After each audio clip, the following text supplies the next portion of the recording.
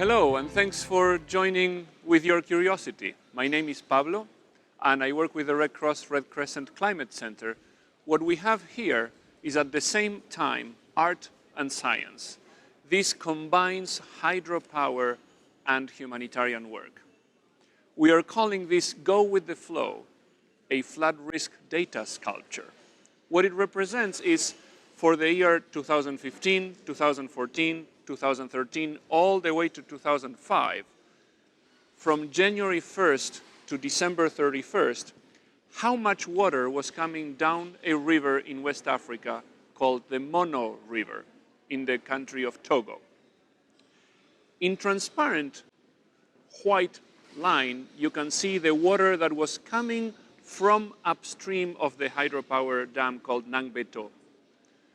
And what was coming from upstream would continue going downstream if there were no dam.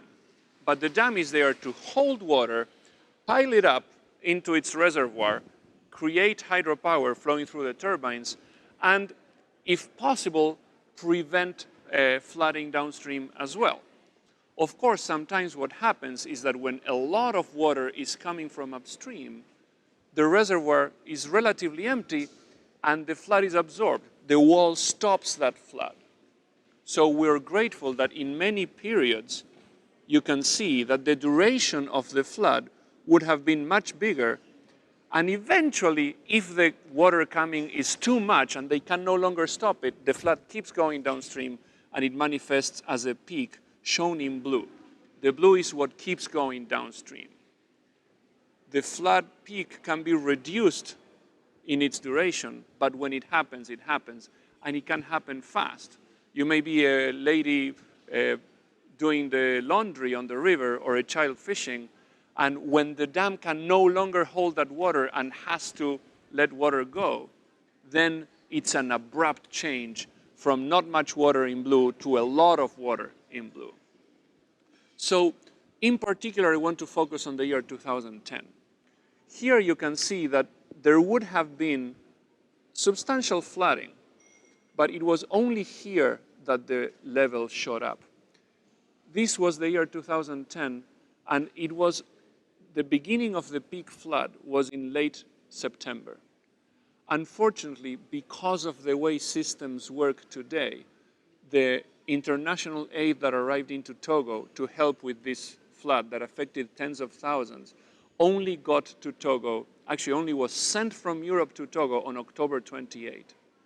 We are working with many partners, including the Togo Red Cross, the Togo national government, the National Platform for DRR, the German Red Cross, Code for Resilience, a program of the World Bank, GFDRR, and my team, Red Cross, Red Crescent Climate Center, and partners. We are working to take advantage of a great opportunity, which is to anticipate what is coming from upstream. If we know the rains, we can predict how much water is coming, and we can trigger funding to create actions that can reduce the losses. If we know before the flood that the flood is coming, we can inform people, we can send items to help people drink safe water, to protect their valuables. And this, according to our new model, which we're calling FUNES, could have happened 36 days before the day that the money was sent. We're calling this forecast-based financing. In the case of Togo, it is crucial that all these humanitarian and government partners are collaborating with the Nangbéto Hydropower Dam, a member of CEB, which is giving us all the data, is offering all their stuff. They are learning the tools. FUNES takes information, sends the message to people who can make decisions, and in the process we can save lives and we can make better use of the money available to the humanitarian sector, which, as you can imagine, is more and more precious because changing conditions, a changing climate, changing population dynamics, and so on, are making it much harder for us to serve communities at risk. So with this work of art, we're hoping to engage the curiosity of people who may be intrigued by a beautiful but confusing object, which is as rich and complex as the world we live in.